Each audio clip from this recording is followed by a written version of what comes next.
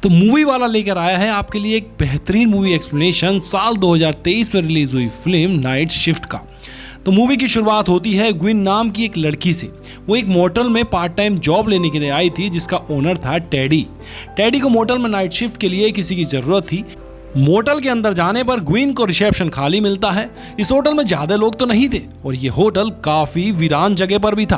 Gwyn को यहाँ डर लगने लगा था। वो इस मोटल में टेडी को ढूंढने लग जाती है और एकदम से उसके सामने कोई आ जाता है जिसे देखकर वो एकदम चीख जाती है और सामने वाला भी चीख मारता है और पता चलता है कि यही टेडी है।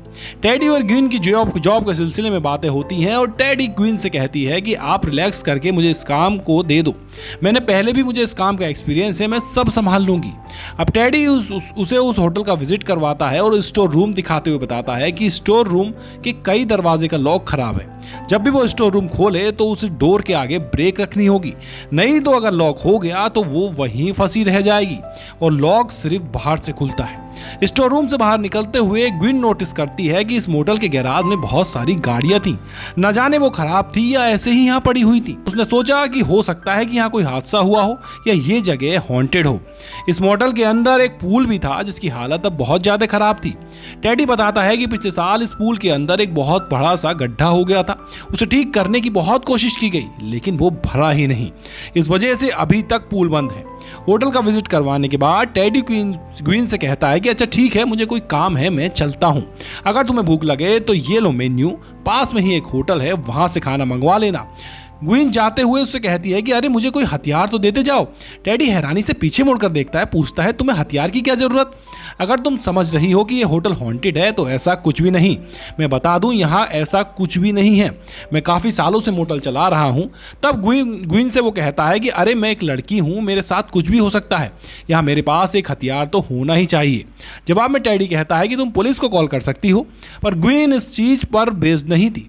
वो कहती है कि नहीं, मुझे एक वेपन ही चाहिए क्योंकि पुलिस को यहाँ आने में 30 मिनट से ज़्यादा का समय लग जाता है।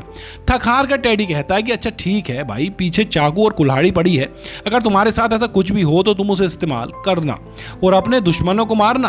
खैर ये सब तो वो मजाक में कह रहा था। अब वो सीरियस होकर ग्विन से कहता है कि सुनो मेरी बात, मेरी कोई दुश्मनी नहीं है और ना ही इस जगह पर कोई इशू है। अगर फिर भी तुम्हें कोई इशू नजर आए तो तुम मुझे कॉल कर सकती हो। तो टेडी के जाने के बाद ग्विन दोबारा इस होटल का विजिट करती है और देखती है कि इस होटल में बड़े बड़े चूहे थे। इस मोटल के अभी तक एक ही रूम में गेस्ट थे जहां जाकर ग्विन नॉक करती है। वो असल में गेस्ट से पूछना चाह रही थी कि क्या कोई चीज की जरूरत तो नहीं। उन्हें जैसे ही ग्विन के नॉक करने पर दरवाजा खुला तो ग्विन को वहां एक अजीब लड़की मिली। उसके हाथ लाल थे, उसने पूरा दरवाजा भी नहीं खोला था। पता नहीं अंदर क्या चल रहा था। ग्विन जब उसे किसी चीज के बारे में पूछती है तो वो ना में सर हिलाते हुए दरवाजा बंद कर देती है। इसके बाद ग्विन एक कमरे की सफाई करने के लिए जाती है। वहां की विंडो से उसने देखा कि इस मॉडल के बाहर एक कार खड़ी है। ऐसा लग रहा था कि कार में बैठा हुआ जो भी इंसान है वो ग्विन पे ही नजर रखे हुए था। खैर वो इस चीज को इग्नोर करते हुए रिसेप्शन पे वापस आ जाती है। अब उसे भूख लगने लगी थी इसलिए उसने खाना ऑर्डर किया और तभी अचानक उसे रूम नंबर 13 से कॉल आई। रूम 13 में तो कोई भी नहीं था। डरते हुए ग्विन ने कॉल रिसीव किया तो पीछे से एक औरत के हंसने की आवाज सुनाई दी। ग्विन अब बुरी तरह डर गई। उसने फोन रख दिया। ग्विन जानना चाहती थी कि रूम नंबर 13 में आखिर था कौन। डरते हुए वो एक चाकू को लेकर रूम नंबर 13 के बाहर पहुंच गई। अंदर जाने पे उसे नजर तो कोई नहीं आया लेकिन ग्विन को ऐसा महसूस हो रहा था कि जैसे कोई उसका पीछा कर रहा है। डरते हुए वहां वो फोन उठाती है और अचानक उसके पीछे कोई साया आ जाता है।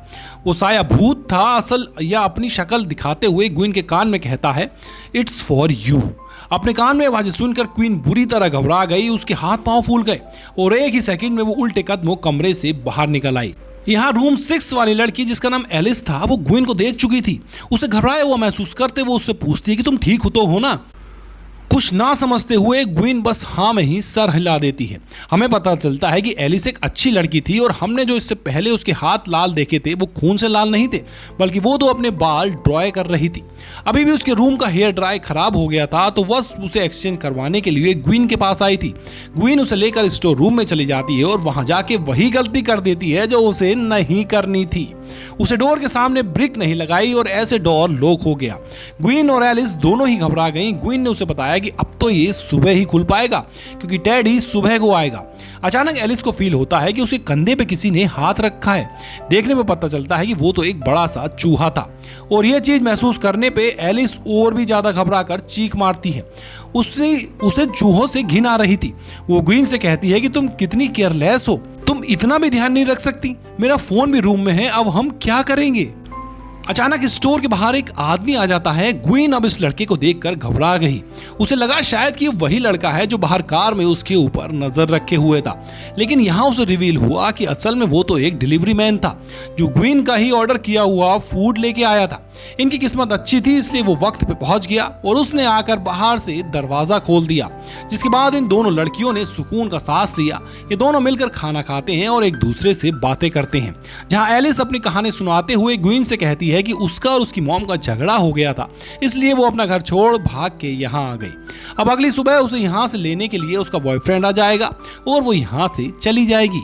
उसकी बातें सुनकर ग्वीन उसे मशवरा देती है, उसे सलाह देती है कि नहीं, तुम्हें अपनी मॉम के पास वापस चले जाना चाहिए।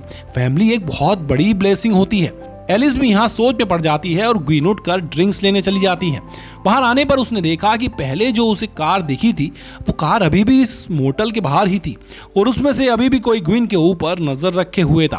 पहले तो ग्वीन को शक हो सकता था, लेकिन अब तो ग्वीन को कंफर्म हो गया था कि कोई उसके ऊपर नजर रखे हुए है। घबराकर जब वो मोटल के अंदर जाती है तो उसके हाथ से बॉटल्स भी गिर जाती है। एलिस उसे एक और बार घबराया हुआ देखकर उससे पूछती कि क्या हुआ। वो नीचे कांच को उठाने में ग्वीन की मदद करना चाहती थी, लेकिन यहाँ क्वीन ने उसे डांट दिया। ये कहती है कि प्लीज यार उसे दूर हो जाओ। एलिस को बुरा तो लगा, लेकिन वो चुपचाप यहाँ से साइड पे हो गई, क्योंकि वो ग्वीन के दिमाग की हालत समझ सकती थी। कुछ देर बाद हम देखते हैं कि ग्वीन दोबारा अपनी ड्यूटी पे थी। यहाँ पर एक अमीर कपल एक रूम लेने के लिए आता है। ये कपल ही बहुत अजीब, बहुत बदतमीज था। वो ग्वीन से बदतमीजी करता है और कहता है, इसलिए गुस्से में ग्वीन भी उसे 1 घंटे के बजाय पूरी रात का चार्ज करती है। हालांकि उन्हें रूम सिर्फ 1 घंटे के लिए चाहिए था। यहाँ पे लड़का भी ग्वीन के मुंह पे पूरी रात के पैसे मारते हुए अपने रूम में चला जाता है। ग्वीन को उनके ऊपर शक था कि कहीं ये गाड़ी में बैठे हुए लोग तो नहीं, इसलिए वो इन दोनों को चेक करने के लिए इनके रूम में जाती है, जहां ये दोनों आपस में टाइम स्पेंड कर रहे थे। जहां उस लड़की को भी लगा कि कोई उनके ऊपर नजर रखे हुए था। वो भी जैसे रूम से बाहर चेक करने के लिए आती है तो जल्दी से ग्वीन एक गाड़ी के पीछे छिप जाती है। उस औरत के वापस रूम में जाने पर ग्वीन वहां से चली जाती है।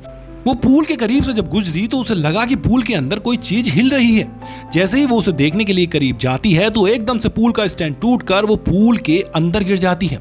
उसके पूल के अंदर गिरते ही पूल के गड्ढे से एक औरत बाहर निकलती है, जो ग्वीन को पकड़कर इस गड्ढे के अंदर खींचने लगती है।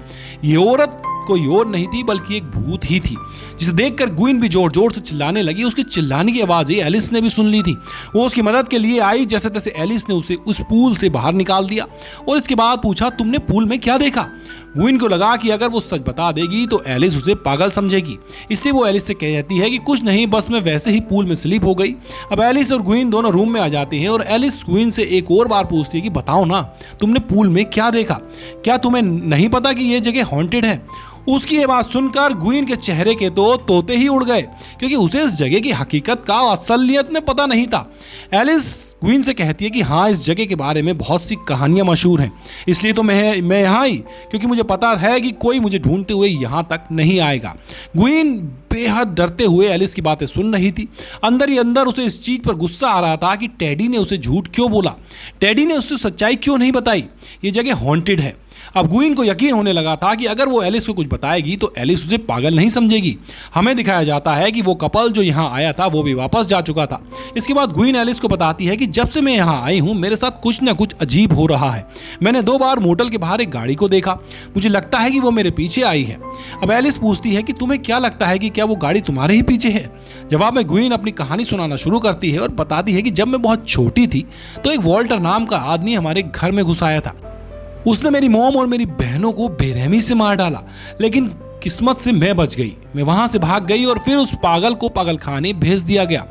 वो उससे बताती है कि मुझे पता चला है कि 2 दिन पहले ही वो पागल खाने से भाग गया है और अब वो मेरे ही पीछे है, जैसे वो मुझे मारना चाहता हो और मुझे मारकर और उसका कोई मकसद पूरा हो रहा हो। ग्वीन के पास उस टाइम उसकी मॉम का नेकलेस था।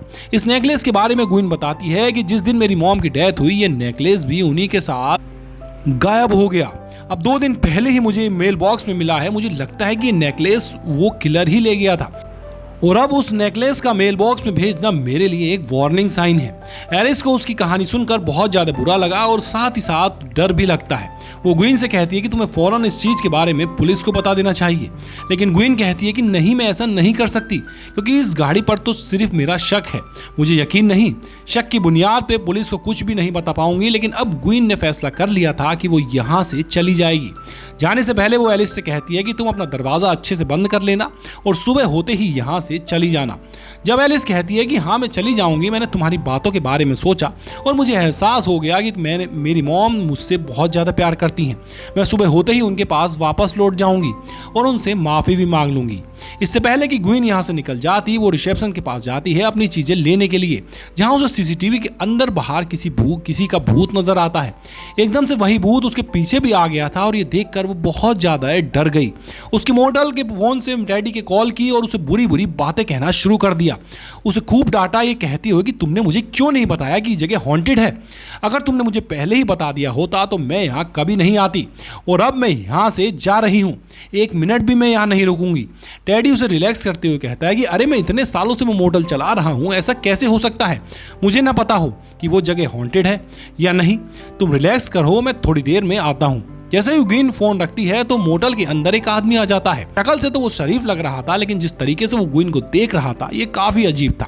ग्वीन से एक रूम मांगता है। ग्वीन उससे पैसे लेकर एक रूम दे देती है, लेकिन ग्वीन को शक था कि ये वही आदमी है जिसने उसकी मॉम और उसकी बहनों को मारा था।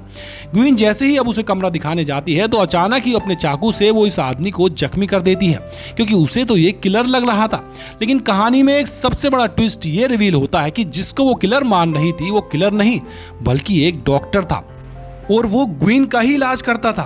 असल में वो कोई किलर नहीं था बल्कि किलर असल में ग्वीन ही थी।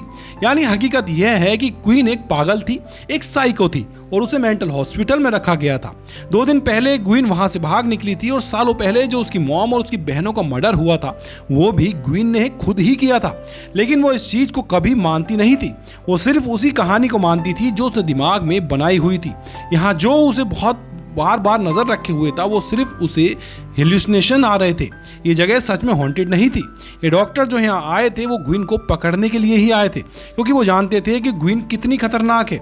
इस टाइम डॉक्टर के साथ 2 नर्स भी थी, जिस नर्स को भी ग्वीन बेदर्दी से मार देती है। एलिस को भी जब हलचल की आवाज महसूस हुई तो वो भी अपने कमरे से बाहर निकल आई, क्योंकि उसे पता था कि ग्वीन के ऊपर कोई हमला करने वाला है। तो ग्वीन की जान को बचाने के लिए जैसे ही वो दूसरे कमरे में आती है तो देखती है कि वहाँ ग्वीन के बजाय किसी और की लाश पड़ी हुई है। ये डॉक्टर की लाश थी, जिसकी जुबान को भी काट कर उसने नीचे फेंक दिया था और ये काम ग्वीन ने ही किया था। ग्वीन अब होश में नहीं थी। एलिस भी उसे देखकर बुरी तरह डर गई। यहाँ एलिस जो इन सारी चीजों को देखकर कंफ्यूज और परेशान थी, ग्वीन उसे भी यहाँ से भागने का मौका नहीं देती और बेदर्दी से मार देती है। थोड़ी देर बाद इस मोटल का मालिक टेडी यहाँ आता है। वो उसे भी नहीं छोड़ती और मोटल के अंदर आने से पहले ही कुल्हाड़ी से उसके ऊपर हमला करके उसका भी मर्डर कर देती है। सीन कट होकर अब कहानी हमें कुछ हफ्तों के बाद की दिखाई जाती है, जहाँ देखने को मिलता है कि ग्वीन अब इस जगह की ओनर बन चुकी है। उसने इस मोटल को बहुत अच्छे से मेंटेन कर लिया है। एक गेस्ट ग्वीन के मोटल में बुकिंग के लिए आता है। ग्वीन बहुत अच्छे से उसका वेलकम करती है, लेकिन कहीं होटल के दीवार पे कभी खून का निशान दिखाया जाता है, जो इस बात की तरफ इशारा करता है कि ग्वीन के होटल में जो कोई भी आता है ग्वीन उसे मार देती थी। ग्वीन शायद अब अपने इस नए कस्टमर को भी मार देती, जिसके साथ बातें करते हुए और ग्वीन को दिखाते हुए इस फिल्म की कहानी यहीं पर खत्म हो जाती है।